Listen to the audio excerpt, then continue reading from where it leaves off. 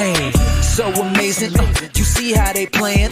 Live wire, it's all about sports and entertainment. You don't wanna miss it, so official like you never seen. Keep it going till the whistle blowing from the referee.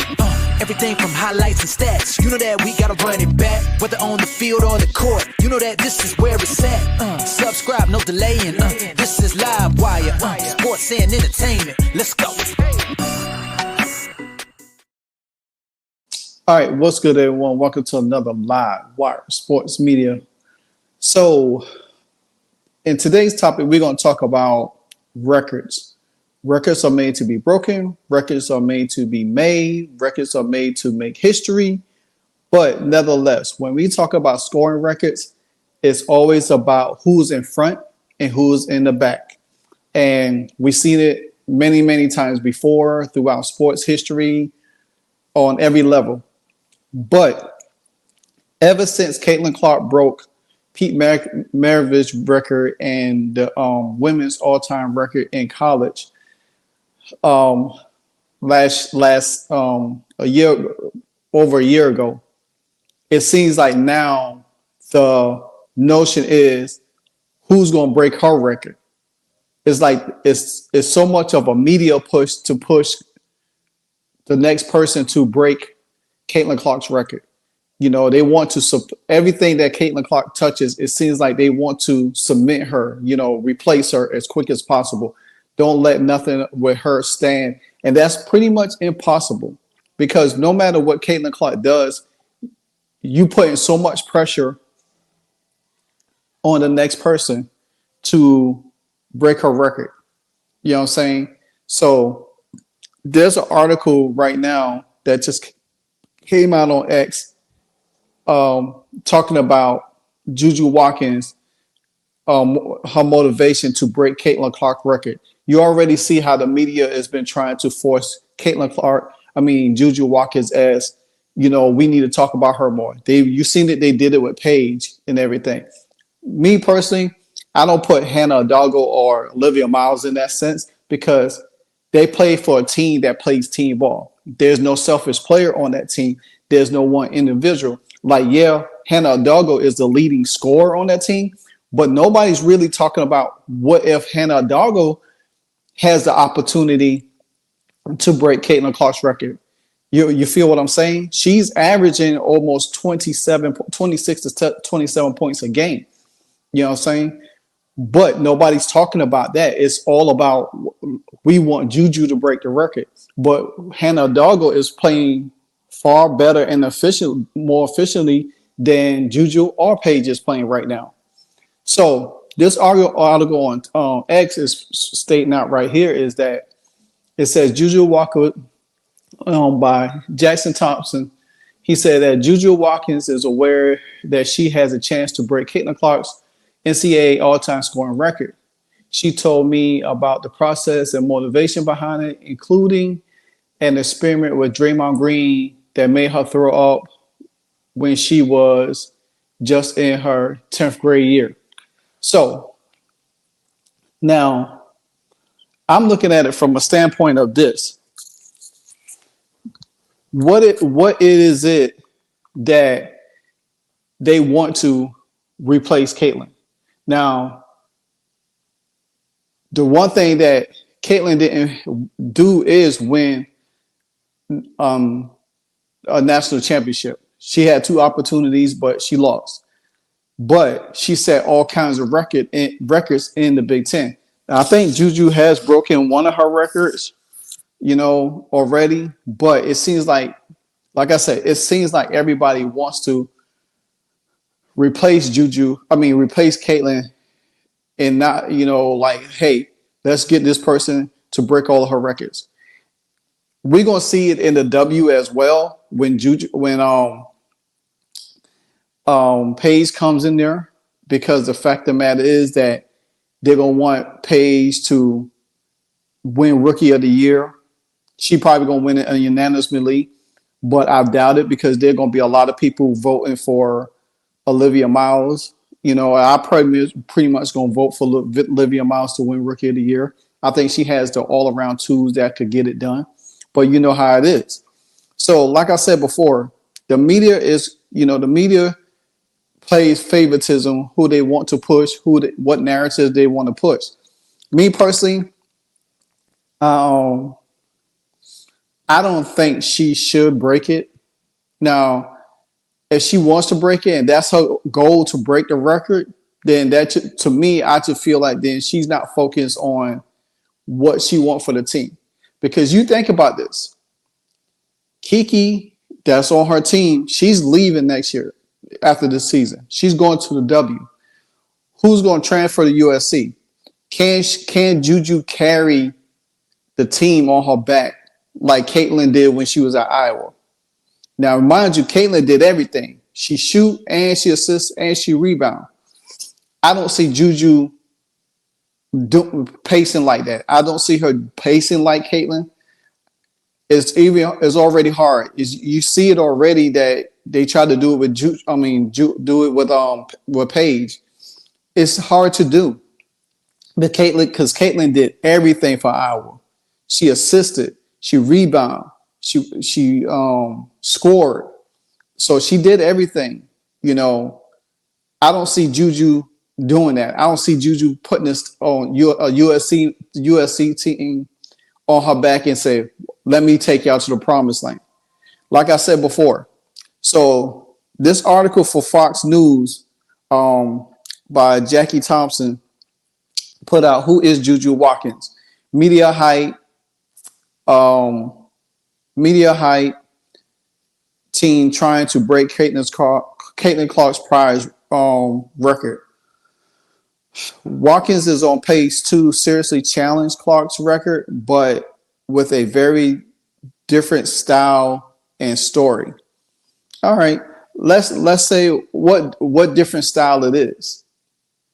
I mean, for one, she doesn't shoot threes better than Caitlin. So she's going to have to do it from another way. It's like scoring twos. She just fouled out last night against Maryland. She had 21 points. If her points total doesn't go through, constantly go up and down throughout the season, this is going to be very hard. Well, Juju is a sophomore. She has 2 years to do it. I think it's going to be very, very hard for her to break it. Me personally, I don't see her breaking the record at all. But the article goes on to say, it said Juju said that she has a goal that she keeps in the back of her mind. She said the goal is to break the NCAA all-time scoring record currently held by Caitlin Clark. Is it a realistic goal for her statistically? Naturally, being on pace is always in the back of my mind, Watkins told Fox News digitally in an exclusive interview. The goal is to continue to produce at this level, and do it efficiently as I can. Now that's the thing. How efficiently she's going to be able to stay on pace for this 2.5 years. How well she's going to be able to do that. Now, I think Robin Lundy, he works for SI. He writes for SI. He's on YouTube. I think he broke it down once about how fast she has to do to break it and what she has to do. And I think he still has her coming up short. Like I said, with the players leaving, transfer from college here and there, it's going to be hard for a person to, like Iowa didn't lose anybody. They kept the same team. You got people transferring in and out of these colleges for one a year or so. And if they're a dominant good player, then some of that attention and scoring ability is not going to be in Juju's favor. I'm not saying Juju is not a great talent. I'm not saying that at all. So I'm saying that the path is more difficult for her than it was for Clark, because Clark never. Now they're playing more games inside the Big Ten because of the team's merger came in. But say for instance, Caitlin Clark if she played against USC last year, or she played against UCLA last year if they came into the the Big Ten last year. Caitlin Clark, her scoring would have been even higher than what it is. You know what I'm saying? Because she would have been playing UCLA twice. She would have been playing USC twice. You know what I'm saying? So, and she would have been playing Oregon twice. You know, so you think about that. You average 30 points for 6 games. That's ooh. My mind works. So if you average 6 times 30, that's 180. That's 180 more points added to what she has. You know what I'm saying? And then plus you got the tournament on top of that. And she went to the finals. That's the thing for Juju. She going to have to get to the finals to even make sure that happens. If she doesn't get to the NCAA tournament finals, even if Juju puts out in the Sweet 16, she's going to come up short. She has to get to the finals the next 2 years, next year and the year after. If she gets out, because I do not see Juju Doom going. I think that team can make it to the Sweet 16, but I don't think they're going to make it to the Elite 8. Hell, to be honest with you, they could get put out early.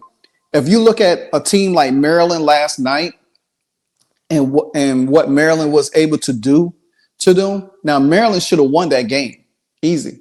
They got Juju to foul out in that game. Juju only had it 21 points. She was 7 for 19 from the field. She was 1 for 5 from 3.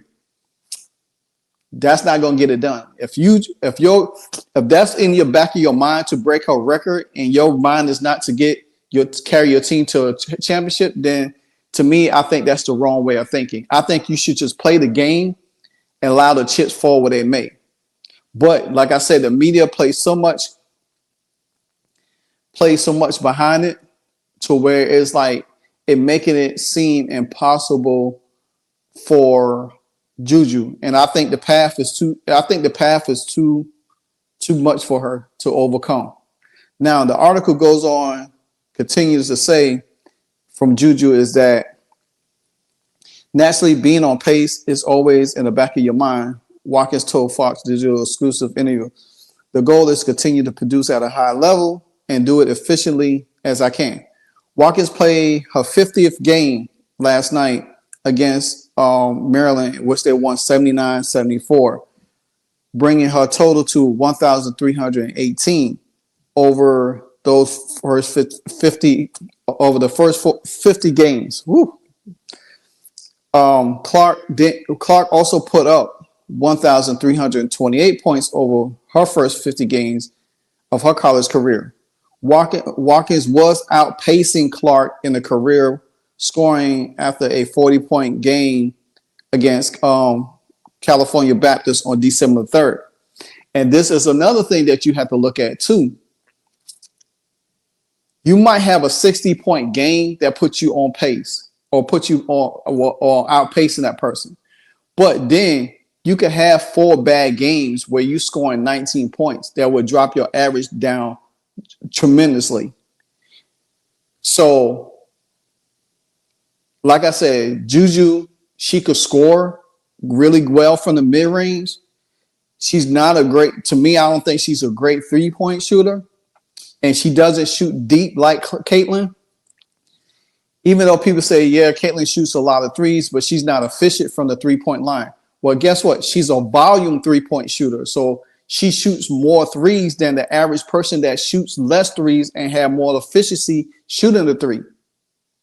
And that's why I be trying to get people to understand that, yeah, you could have a better field goal percentage than a person like there's people who had better field goal percentage than Michael Jordan.